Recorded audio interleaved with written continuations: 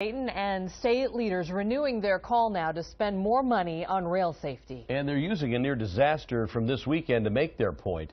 A semi-truck crossed an unguarded rail line in St. Paul Park on Sunday. It was hit by a train carrying crude oil. No one was injured, but it's the kind of potential disaster that emergency planners across the state have been warning about, including the governor. Fox 9's Tim Blotz is at that very crossing tonight. Tim, sounds like this was a very close call. Oh, it sure got a lot of people's attentions, Jeff, especially in a very, very busy railroad line. The Office of Rail Freight for MnDOT tells me that this particular track carries 70 trains a day. 6 of them are oil trains. You add it all up, and that's about 20 million gallons of Bakken crude that pass through here each and every day.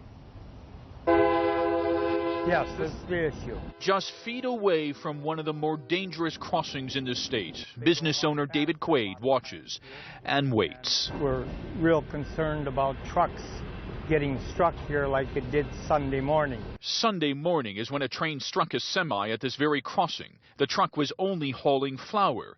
But today lawmakers in Governor Dayton are grateful it wasn't hauling something else. That would have been a semi-trailer full of propane or something going across. Oh, yeah. I mean, that's a game changer there. A game changer because the state's second largest refinery is just across the street. The city of St. Paul Park is considering closing this unguarded crossing altogether, but the mayor says the cost is more than $1 million. The estimates that we have coming in right now are almost half of our budget right now. And that's our entire budget to run the entire city.